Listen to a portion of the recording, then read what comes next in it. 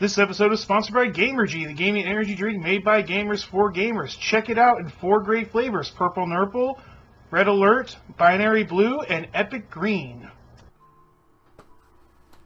Hey, what is going on, my brotherhood? Welcome to a whole new Mock Explores the Atlas, a little talk about comic book movies and other related genres that we want to talk about in the upcoming year. But real quick, I want to let you guys know that this is the Queen and she is the way. Hello, all about to the I'm Queen. Atlas. All about to the Queen. She is the way. All about to the Queen on the dragon. She is the way. Click. But seriously, I'd have a little fun with the meme before it goes, bad. It probably already has. It already has gone bad. Yeah, it probably has. But Hi guys, I'm Atlas. If you've seen these videos before, you already know who I am, and I don't know why I'm still talking like this. Because stop. talking like this is really cool. Talking like this helps you find the Queen. Alright, enough. I honestly cannot stand it anymore. But we're here to talk about movies, cause as you may or may not know, last year Disney officially announced that they were purchasing the film and TV divisions of 20th Century Fox for something like $52.8 billion, which is more money than I will see in my lifetime. But one of the big topics of discussion when that was first announced is Deadpool going to remain an R-rated movie? Because I'm sure if you've seen Deadpool, sleeper hit of 2016, very, very cruel and violent, and I don't know about cruel, but very violent, very gory, lots of language, a little bit of nudity. And we're okay with that. We are. In the Brotherhood, we're okay with that. So... I mean, tasteful nudity. Tasteful nudity. Unless, it also depends, but most of the time tasteful. So, recently, Marvel came out and said, let me pull up the article, that Deadpool 2... Oh, that's not the right article. Deadpool 2 is set to come out 2 weeks earlier than expected. Originally, it was going to be released on June 1st. But they announced very recently that Deadpool 2 is coming out May 18th. And for those who are keeping up with movie date times, May is going to be a crazy month for movies. Oh yeah, May is definitely going to be crazy, because not only do you have Deadpool 2 coming out May 18th, but you only have Avengers Infinity War May 4th, which is going to be a blockbuster. And while we're on the subject of... I'm upset about that, honestly. I want to get this off my chest real quick. I am really upset that Avengers Infinity War is coming out on May 4th, when Han Solo, the anthology movie, coming out May 25th. They should switch dates. Why? I don't understand. May the 4th be with you is for Marvel now? I'm confused, but Anthony Mackie, one of the actors in the Marvel MCU who plays Falcon, had recently said on social media that there's going to be a scene, which may or may not have been teased in the movie, where you see post Captain America Steve Rogers running into battle, followed by Black Panther, his bodyguard, I forget her name. You see Falcon in the background, you see War Machine, you see the Hulk, you see Black Widow. Apparently, there's going to be a scene in the movie that features nearly 40 actors on screen at the same time, pretty much making up the whole of all the Marvel superheroes and from the quote-unquote MCU sidekicks in the Marvel MCU on screen at the same time. So what I'm thinking it's going to be is, so in Avengers and Avengers Age of Ultron, there were scenes in the movie where all the Avengers were grouped together and they were fighting, and it was showing teamwork. I'm hoping that it's going to be like that, where it just jumps back and forth between because he mentioned by name, you could see Spider-Man next to Drax, so that's going to be really cool, just seeing all these people you would never see together. Seeing the Guardians of the Galaxy next to Spider-Man next to Iron Man, if Iron Man is even in that part of the movie, because there's a lot of theories up in the air on what Spider-Man I'm sorry, Iron Man is actually going to be about in this movie. But it's going to be interesting. And then 1 week, literally the next Friday, we have Deadpool 2 coming out. And I mean, Deadpool 1 was a box office smash hit with a tiny budget, and this movie has probably double the budget. Which is amazing. I'm really excited to see Domino come in. I'm really excited to see the Nuclear Teen character, Colossus. It's going to be really cool to see all these characters. Can't forget Cable, and of course Cable. Deadpool. I mean, all these characters who, although they're popular, they're not, on tier with the characters that make up the core of Marvel. Deadpool's kind of like a dark horse character. He gets a lot of popularity because he's offensive and crude. Yeah. And it's nice to see. Well, I mean, I don't know if that's a good thing technically, but I'm not going to judge. All I care about is that these characters are getting the time that they deserve because they are fantastic characters. Great comic books. Deadpool Kills the Marvel Universe 1 and 2 was amazing. Man. I love the storyline. I've only read Deadpool Kills the Marvel Universe, but I haven't read the second one, but it was pretty dope. And it's not just, a funny, comedy about how Deadpool would kill all these random characters. It's actually an in-depth storyline about Deadpool being taken advantage of by a group of villains. So I would check that out. Go grab it on comic book. Deadpool Kills the Marvel 2 was just written recently. And if you're going to Planet Comic-Con in Kansas City, one of the writers, I believe, or is the artist, I don't remember which, of Deadpool Kills the Marvel Universe is actually going to be there. I wish I had his name on me. I didn't think to get his name. But go to Planet City Comic-Con website, check out the creative guest, and you'll find him there. But along with the news breaking that Deadpool 2 was coming out on May 18th, there was a lot of people who were afraid that now that Disney owns Deadpool again, they're afraid that, it's not going to remain rated R, pretty much. Disney has always been centered towards making a maximum of PG-13 movies because they still want to make movies that appeal to friends and family and stuff like that. Which I can understand completely. I understand too. But around the same time that it broke that Deadpool 2 was coming out 2 weeks earlier, and I'll get into why it was pushed up in just a moment, Bob Iger, the CEO of Disney, came out and said that where is it?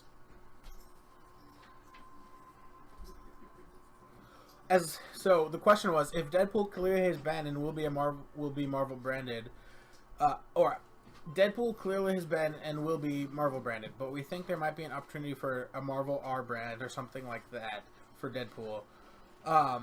And he said, as long as we let the audience know what's coming, we think we can manage that fine. So that's the CEO of Disney acknowledging that as long as, people don't get surprised by the fact that Deadpool is a crude, offensive person in an R-rated movie, which, if you don't know that, I'd be kind of surprised, but... And questioning your intelligence. I mean, gosh, everyone knows Deadpool is what he is. Yeah. So it should be no surprise that the Deadpool 2 movie coming out, even though it's owned by Disney, will be rated R. Do not take your children, please. This is not a movie for them. This is a movie for you guys to enjoy if you're 18 or older. And just have a fun time experiencing one of Marvel's most funny characters in all pages. But along with that, they said that they're open to doing R-rated movies in the future. So, which is fantastic. Yeah. So far, there's only been 2 quote-unquote R-rated Disney movies: Logan and Deadpool, and upcoming Deadpool 2, obviously. So that's exciting. Yeah, that is really exciting. I'm really. Oh, you can see our our members of our Brotherhood sitting in the background. So, how you doing there, buddy? Hello. Hello. But along with Deadpool 2 announcing that it was going to be pushed up 2 weeks, they also made the announcement that 2 more X-Men related movies are going to be pushed back. The New Mutants. New Mutants, which was set to come out mid-April. It was either April 13th or April 18th, which is a horror-themed X-Men movie, has been pushed back to January 11th, 2018. I think I'm actually kind of happy about this because this gives them more time to work on a movie that, in my mind, I wasn't at all. I'm not saying it was going to be a bad movie. Yes, you will. I think it needed more time to flush out and become the great movie that it was going to be. So I'm actually happy about this. Now, the reasoning that they gave pushing it back was because they didn't want Deadpool and the New Mutants to cross paths in the international movie market, or in the international theater market. But like what Lord Mock said, I'm sure there was more to it. I'm sure they saw what they had done so far, and and Disney wasn't necessarily completely happy with what. So it gives them time to do reshoots, do more editing, make the movie hopefully better than it was potentially going to be. I mean, I was excited for the movie regardless, because a horror themed X-Men is absolutely amazing, and the cast so far has been, from what I've seen, nothing short of stellar. But a great cast will not say bad writing, so I'm hoping they're taking this time to make a quality movie that Marvel has not really let our hopes down, except for maybe a couple X-Men movies and Fantastic Four. There hasn't really been a Marvel movie that has been a complete flop. So, speaking of X-Men, another movie unfortunately has been pushed back, and I'll let him bring it up while I bring up the picture. This movie has kind of been in development hell since X-Men Origins Wolverine, because when they showed Gambit in X-Men Origins Wolverine, they always wanted to make a Gambit movie, but the actor at the time, which as you can see in this fan-made picture, Channing Tatum, was unavailable for I believe he was doing Magic Mike. Probably. And Magic Mike was a good franchise for him, but... Mm-hmm. So they went with that other actor whose name escapes me. Let's see if I can find it. But Taylor Kitsch. Oh, I didn't know you'd find it so quick. It was in the article I have. Oh. His reception, he wasn't very well received as a Gambit compared to, obviously, people. The idea behind Channing Tatum, which... Yeah. Oh my boy dream. Personally, I had nothing bad to say about Gambit. That was actually one of my favorite parts of the movie, because Gambit is one of my favorite superheroes. I mean, he's a superhero who absorbs kinetic energy and then can, turn throwing cards into bullets, basically. So, to me, that's pretty cool. Initially, it had the slot that the New Mutants currently has, which is early January, but then they ran into some trouble where the third director that had signed on to do the film after the first two had left due to scheduling or creative differences. He had to leave due to scheduling conflicts. So right now they're currently looking for a director for the movie, which, given Disney's pedigree towards finding excellent directors for pretty much all Marvel movies in the last few years, could take some time. It could, but I mean, I think the movie script is pretty much done, and they don't need a whole lot of time to go with it. And according to an article I read, the theme of the movie is going to be a bank heist. And I hope that's during his early days where he first finds out that he does have mutant powers. If you guys don't know, Remy LeBeau, Gambit, it comes from a family of thieves in Louisiana. And oh my god, I can't wait for that. And I'm hoping that the storyline takes place there. It shows a young Channing Tatum a young Gambit being played by Channing Tatum, and his breakaway from his family, who are thieves.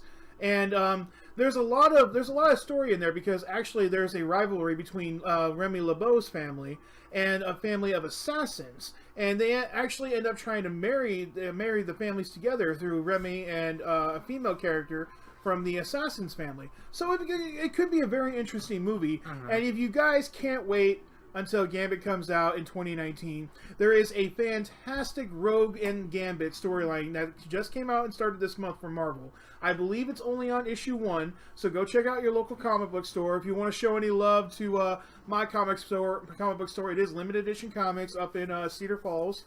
They do deliver, so you can order anything you want and they'll deliver your comics to you. I believe you might have to have a box, not 100% sure there, but yeah, definitely check them out. And Mayhem and Ames in Des Moines is good. So, but yeah, Rogue and Gambit issue 1's already out. You can still get your hands on it and start a brand new adventure with Remy and Rogue and that awesome love story that we've all come to love.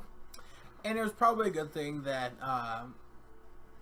New Mutants was pushed back, because we've already got X-Men Dark Phoenix coming out this year. I forgot all about X-Men Dark Phoenix. And Deadpool 2. And so we didn't really need 3 X-Men movies in a year. I mean, sure, they're all going to be completely different from each other, because one's about Dark Phoenix, which is going to hopefully be amazing. Dark Phoenix is probably one of the best storylines. And there is a very good comic book series out right now for Dark Phoenix. I can actually give you guys the name of it real quick if you give me 1 second. Gosh darn it, Mock. Yeah, I'm not perfect. I'm actually getting it. I actually made my comic book order today, guys, from my comic book store. Phoenix Resurrection. They're on issue 3 right now. So there are 3 issues in, but check it out. I haven't gotten it yet. I'm waiting for it. It'll come in probably by next Monday. Look forward to reading it myself and tell you guys all about it. It is a continuation of a Jean Grey series that has finished up. So you could get your hands on that. It's only about 10 issues. Not bad. Good storyline. Jean, a young Jean, trains with different characters from the Marvel Universe to try to stop the Dark Phoenix from coming and taking over her body and becoming what everyone knows as the Dark Phoenix. Fantastic storyline. I love seeing drunk Thor teach her how to fight with a telepathic hammer that she creates out of energy. It's really funny. And plus, Sophie Turner is playing Jean Grey, and played Jean Grey in X-Men Apocalypse, and is Winter is coming. I'm sorry. If you guys, those of you don't know Sophie Turner plays Sansa Stark in the Game of Thrones television show. So there is that. Also, side note, with Game of Thrones actresses, Maisie Williams, who plays Arya Stark, is one of the main characters in New Mutants. So a lot of these amazing Game of Thrones characters are getting pushed and becoming other things, which I'm very happy about. But we should continue. Well, I mean, there's only 1 season of Game of Thrones left. Yeah. So I guess we should. Are we done talking about Gambit, or do we need to go on? I think we've touched on what we need to touch on. There's not a whole lot of. I mean, there's literally next to no information. There's no official posters, no official artwork. So. Well, the next thing we have to talk about is the upcoming Venom movie that will be coming out in late 2018. I forgot about that. Not a whole lot we can really talk about, except the fact that there is a possible Tom Holland appearance. If you guys don't know who Tom Holland is, he plays Spider-Man in the newest MCU incarnation of Spider-Man. Only MCU incarnation. And the only MCU. What this means, possibly, is that Venom is made by Sony. If Tom Holland makes an appearance in Venom as Spider-Man, this means that Venom will be coming into the MCU. According to what I read, yes and no, because this movie, which by the way, Venom is played by Tom Hardy, who is going to be playing Eddie Brock / Venom, and we'll get into that more in a minute. Sony wanted to integrate the movies they make with the Spider-Man brand into the MCU, but Disney was kind of like, so they're making them adjunct to the MCU, so there might be stuff that crosses over, and I mean, there'll definitely be a lot of MCU references, because Tom Holland will be jumping back and forth between playing Spider-Man in the Marvel MCU and the Sony MCU. But there is a possible bridge. There is a possible bridge, so which is Tom Holland. I'm hoping that Venom is part of the MCU, because, to be honest with you, this is something I'm really looking forward to. If you guys didn't know, a new Venom actually comes out in the storyline. It becomes Agent Venom. Flash Thompson, a veteran of wars in the Marvel Universe, becomes Agent Venom. Agent Venom is a soldier program that the military captures the Venom symbiote. Soldier 76 though? He's cooler than Soldier 76 in my opinion. But the military captures the Venom symbiote and infuses a legless Flash Thompson with the Venom symbiote, and they are able to actually keep it under control so he can be a logistics and special ops Didn't Flash character. Thompson Peter Parker's rival in high He's school. he's Peter Parker's rival in high school. But Played by Tony Revolori in Spider-Man: Homecoming, and Joe Manganiello in the old Spider-Man movies. But what makes this really cool is he actually teams up with the Guardians of the Galaxy for a long time. Ooh. So there is a possibility that if Venom crosses over into the MCU with that Tom Holland bridge, that we could see a Flash Thompson joining the military, losing his legs, becoming Agent Venom, and joining the Guardians of the Galaxy. How awesome would that be? You know what would probably have to happen for the MCU bridge to happen? Sales. Yeah, it's going to have to be sales, and that means you guys are going to have to go and show some support to Marvel, not only through going out and checking out those movies, but check out the comic books. Look at this design for Agent Venom. Agent Venom is a sick design. He makes his own bullets out of the Venom symbiote. How awesome is that? Calm down. I'm sorry, I'm excited. I'm excited for an Agent Venom movie. It would be so great. But there's not really a whole lot to talk about besides the hope of an Agent Venom movie and the hope of a Tom Holland crossover. Yeah. Recently, there was a Comic-Con in Sao Paulo, Brazil. And initially, Tom Hardy and the director for Venom, they were supposed to appear, but due to weather, they had to live stream from their San Francisco or somewhere in California offices, and they specifically mentioned that the Venom that we're going to see in this movie is it's going to be the Lethal Defender or Lethal Protector Venom, which is a fantastic comic book series, by the way, guys. I just read it myself. You've got to check. I'm sorry, I keep interjecting with comics. It's okay, but that's what this is all about. I'm the movie guy. You're the comic guy. Lethal Protector for Venom was a great series.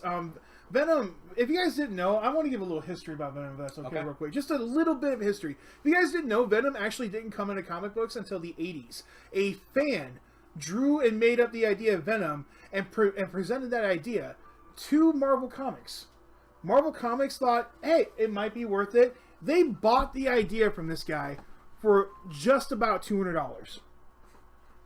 Think, if I was that guy right now, you know how upset I would be, to be honest with you. Well, $200 at the time was a lot of money. Well, but it's not that much. But Venom almost never came to be. But this is to show you guys that even if you're a comic book artist or a comic book writer yourself, it's not. It is hard. It is still hard. But you can still come up with your own ideas and do all these amazing things. But anyway, so there's going to be that iteration of Venom, and it's going to be set during the Planet of the Symbiotes comic book storyline, which I don't know anything about. Lord Mock over here might be able to explain more. So the Venom symbiote comes from a planet, and they are all parasites, these people have a culture where they do not take advantage of people. Venom has become a little in his trip. I think he was banished. I'm not 100% sure. It's been a while since I've read it, but I think he was banished from the planet, and he's become a little Got a little crazy. And that's how we get the Venom that we know. Got a little loopy in the parasite brain. And but the storyline's fantastic. Check it out. Go to your comic book store. You might not be able to find the issues, but you can find anthologies. You can find. I'm sure you can find digital editions online anywhere where e-comics are sold. But yeah, it's gonna be a pretty amazing storyline. I'm looking forward to it. So the next thing we have to talk about is Ant-Man and the Wasp. Ant-Man and the Wasp, First official image. One of the official movies coming out this year for the MCU, aside Black Panther, Infinity War, and Ant-Man and the Wasp. And is Ms. Marvel next year then? We forgot Black Panther though.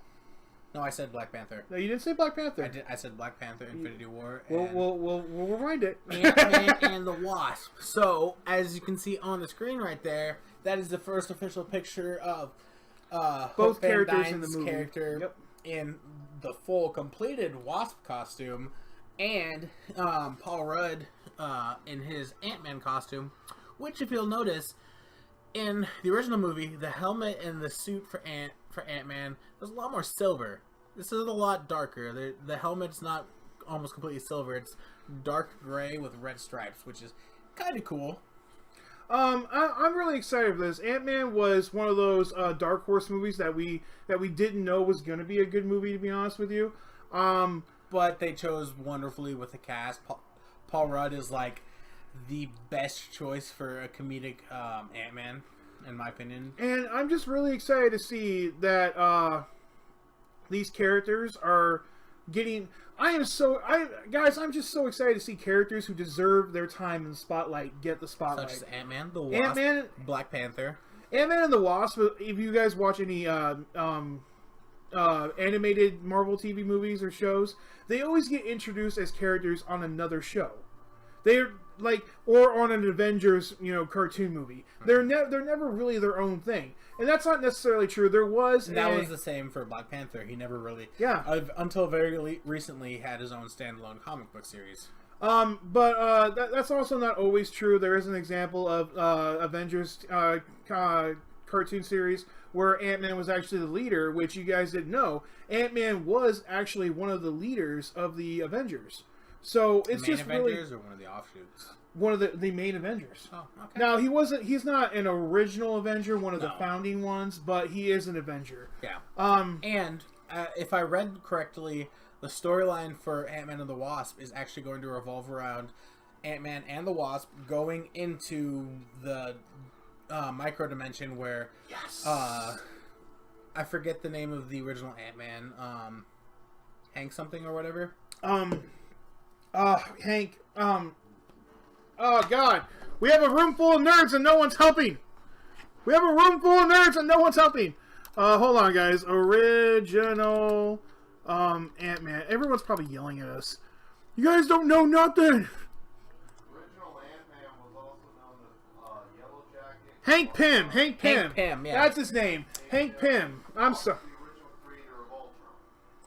So that's the comics. This is the MCU we're talking about. Yeah, but Hank Pym is actually the original Ant-Man. And you guys didn't know, Scott Lang. That's who Paul Rudd plays. Like Darth Zimby over there was saying, he is actually the original creator of Ultron. They decided to deviate from the comics a little bit and have like they have in every Marvel movie. And have but Hank Pym has remained the original Ant-Man, and his wife was the original Wasp. But they touched on it in the original, in the first movie. She sacrificed herself by breaking her regulator to go into the subatomic state so she could take out a nuclear missile that was heading for Washington, D.C. And with the revelation that Scott Lang's character in Ant-Man, spoilers if you haven't seen it, but it's been out for like 2 movie. years.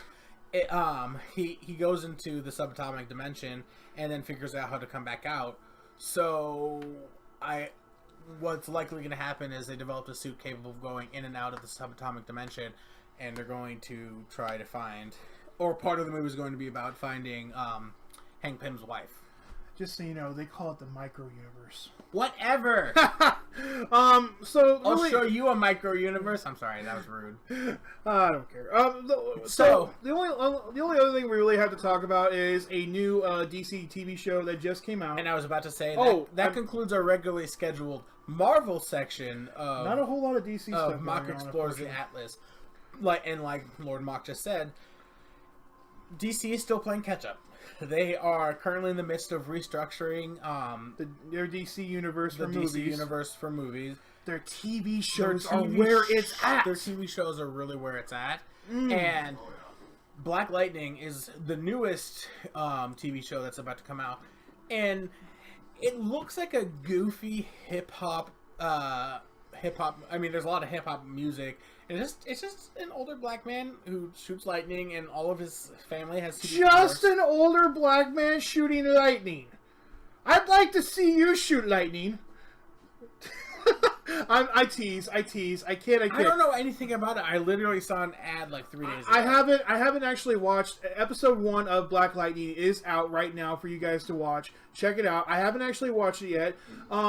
If you guys don't know, Black Lightning is an older comic book character made during the 70s, I believe. It was made in response to fans of the comic book community that were of the African American persuasion to have more characters like themselves, which I am totally for, because we got some of the most amazing characters out of that era, like Black Panther. We got Storm. We have Black Lightning himself, and a whole new generation of comic book writers from Milestone Media created their own characters from this movement in the 90s. So that's fantastic. But Black Lightning is about a character who becomes a superhero, does some work, ends up hanging up his cape and cowl. Kind of similar storyline to The Incredibles. It's kind of. But he decides to come back when he's needed as a superhero.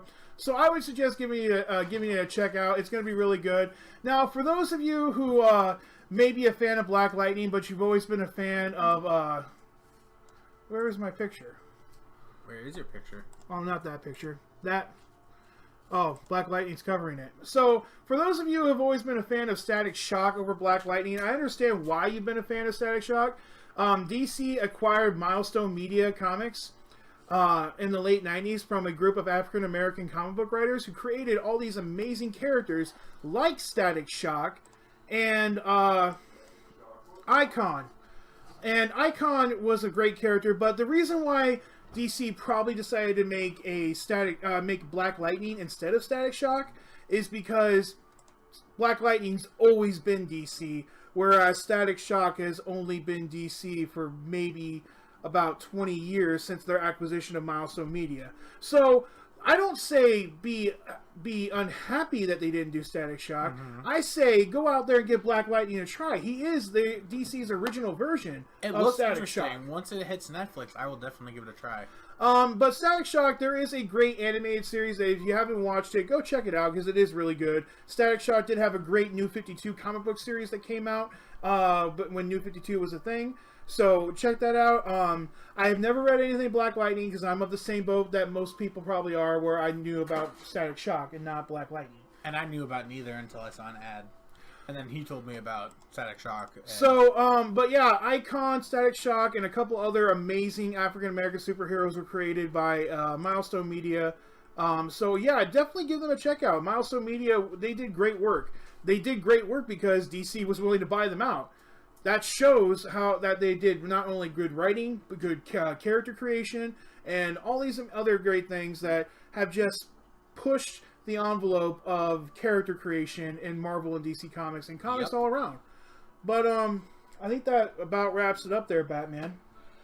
I'm pretty sure we covered everything we wanted to cover. Just had some news that I stumbled across and thought it was noteworthy enough to make a video. And we talked about a lot of cool things. Our first official non-reshoot video of 2018. So yeah, guys, hit that thumbs up. You know what? Do not hit it. Do not hit that thumbs up button. If you enjoyed this video, make sure you Sith Lightning that like button. And if you're new, use the Force to subscribe. Just to give you guys a little bit of some information here. I've been having some problems with my internet connection, so I've been having problems uploading. And I've had some personal family problems that have come up recently, so my time's been a little dedicated to other things. So I hope you guys will excuse that of me, and I hope to bring you guys some great content here soon. But until then, thank you guys so much for supporting not only me but the Atlas's show, Mock Explores the Atlas. I love doing this with him because we get to geek out and talk nerd for a little bit. But thank you guys so much for being here, and make sure, just to be good, do good, and be there for each other, and be what the Brotherhood's meant to be. We will catch you guys next time. Bye! Bye!